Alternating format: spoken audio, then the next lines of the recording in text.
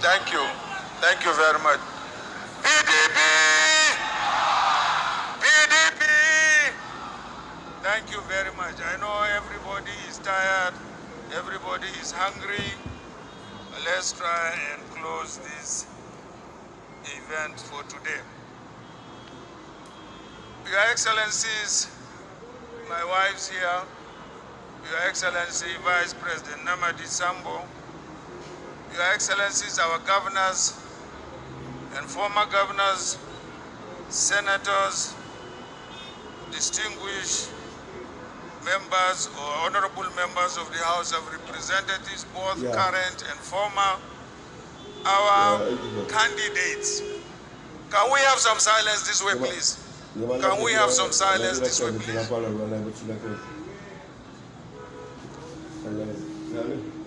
We have been sitting here to witness two events. One was the book presentation.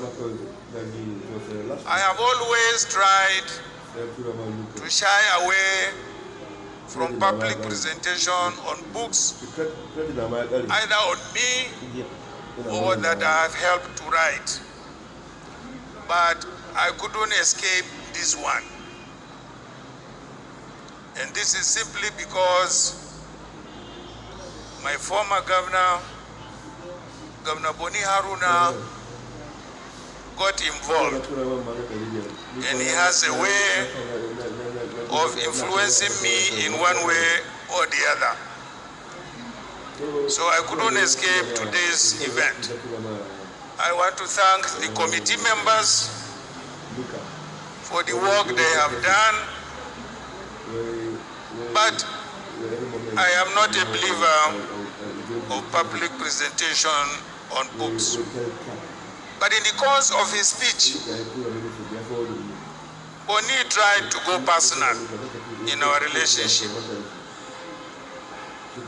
I have no alternative other than also to go a bit personal or private in our relationship.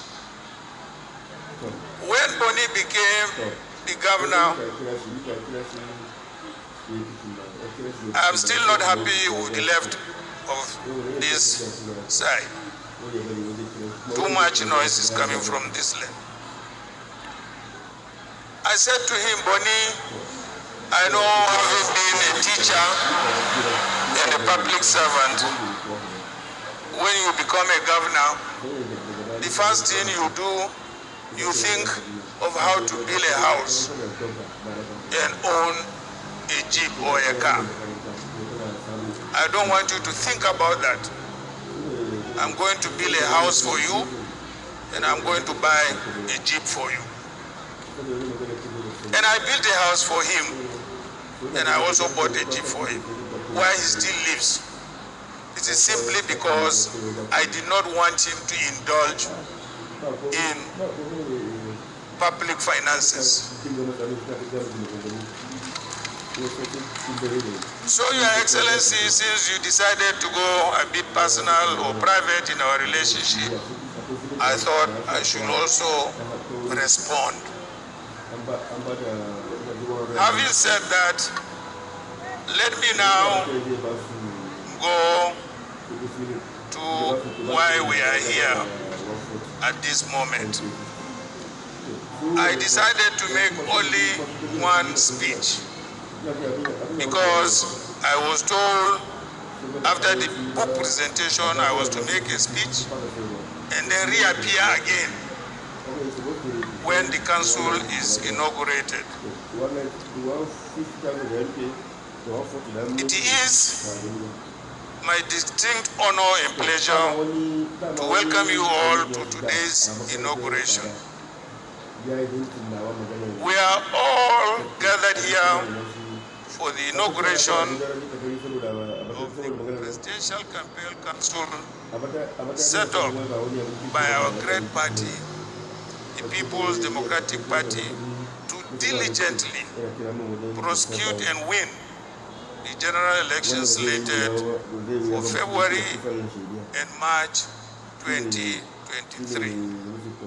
Even though this body is nominally styled Presidential Campaign Council, in reality, it is a General Elections Council as stated by the chairman of the Presidential Council himself. Because of what use or benefit is a victory of the presidential candidate alone, without a sweeping victory for all our other candidates at all of the elections taking place next year. I cannot govern alone. Majority of the people gathered here today are, like me, seasoned politicians with nothing but pure politics flowing through their veins for the love of their country and people. What is the number of one job of a politician like you and I? It is to navigate the murky waters of politics and to campaign for and win elections. So the inauguration of a presidential campaign council as the one we are all gathered here to witness today should be a normal occurrence in the normal life of normal politicians. But today is not an ordinary day. And the inauguration of today of our presidential campaign council is not an ordinary event. Far from it.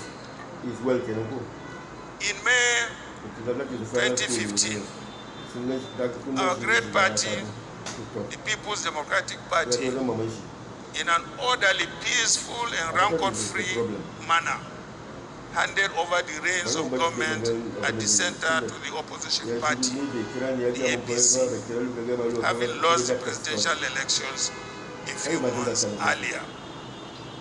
4 years later, in 2019, and in spite of the drift, economic dissolution, challenges of insecurity and massive dislocations to the lives of our citizens witnessed under the APC government in those years, and notwithstanding that our great party had put before the Nigerian people the demonstrably better plan for recovery and development of our nation, our party was once again schemed out in the elections held that year in the most devious manner.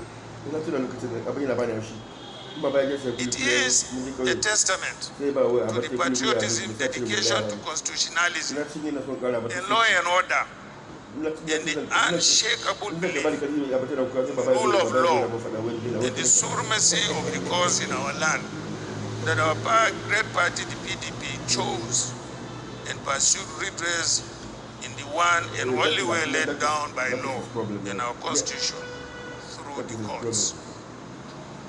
Of course, you all know how that ended, so there is no need to bore you with details.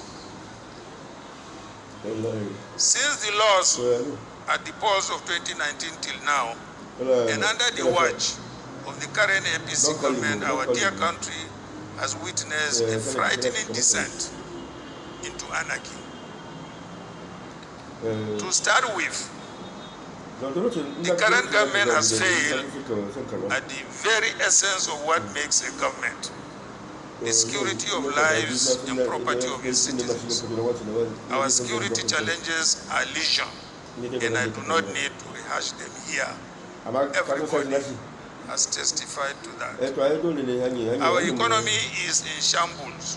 Growth has stagnated, and our people are facing massive existential challenges daily and can barely make ends meet. Our nation is in disarray. The fabric of unity that binds our country is today being torn apart by mutual distrust, ethnic and sectarian strife, and we are now more disunited than we have ever been in our history, including even when we fought a civil war. Our educational system is comatose. Nothing more underscores this than the twin embarrassing facts of the number of children that are currently out of school 20 million, according to UNESCO. And the length of time that university students have been kept out of their classrooms this year as a result of the ASU strike. Our system of government is broken. Our current system is unfair and wielding towards favoring the federal government at the expense of the other federating units, and has in itself become a willing tool for underdevelopment and corruption. This kind of system of government is no longer suited to the challenges of a 21st century economy that works for everyone and that is needed to bring development closer to our people. But all hope is not lost. We have a plan to address these issues and to arrest the drift of our nation. These plans have been laid out in my policy proposals titled My Covenant with Nigerians. Our plans for Nigeria and Nigerians are as follows: to restore Nigeria's unity through equity, social justice, mutual collaboration and consensus among our diverse peoples. 2, to build a strong and effective democratic government where the safety and security of our people and their property is our primary and singularly most important responsibility. 3, to establish a strong, resilient, inclusive and prosperous economy that generates opportunity, jobs and wealth, rebuilds a vibrant middle class, and leaves millions of our poor out of poverty. To encourage the adoption of a true federal system where all the federating units are equal and has a fair and representative federal government that secures our borders, defends our people, and ensures national unity, while allowing the federating units to develop and grow in line with priorities which they have set on their own. To redevelop, invest, and strengthen our educational system in order to provide its recipients with the education and skills needed to compete in the new global order driven by innovation, science, and technology, as well as to live healthy, productive, and meaningful lives. To undertake these tasks, the members of our great party, the PDP, have graciously granted me the ticket to lead the party in next year's presidential elections, with the singular mandate to come and lead the efforts to cure these ills. So,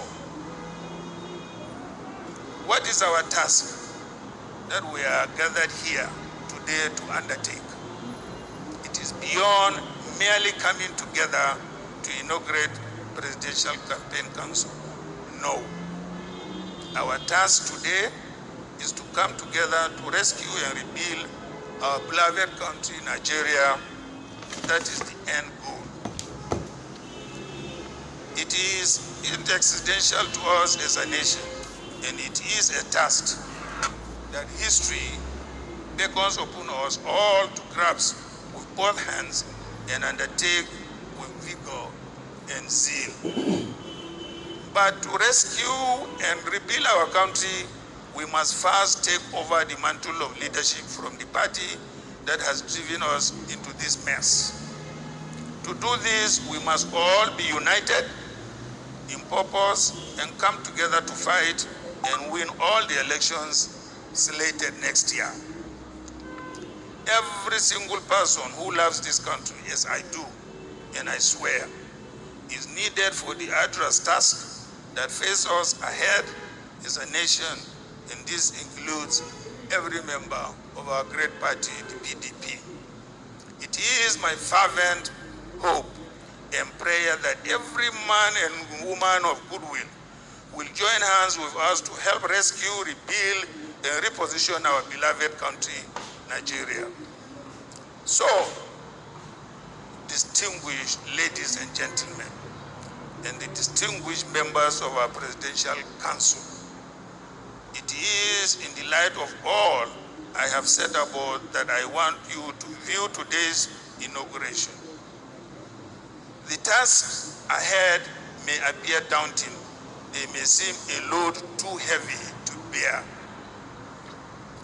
But for the sake of our country, and for the sake of our children, and for the sake of generations yet unborn, we must not, even for 1 minute, shirk in the responsibilities that we have been entrusted with to come together to rebuild this beloved country of ours. I wish to congratulate all the men and women nominated to serve in the Presidential Campaign Council. You have been selected from among the millions of our party members to join this esteemed council because of your past contributions to the party.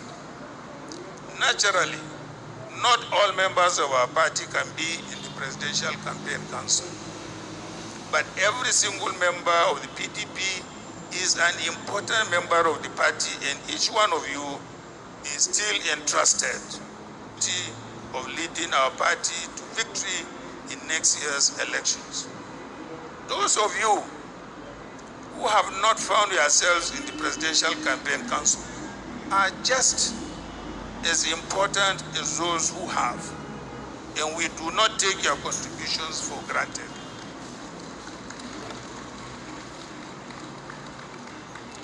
I wish you all the very best in your endeavors, and I welcome you all as you join me to lead the efforts to win next year's general elections and help rebuild our country.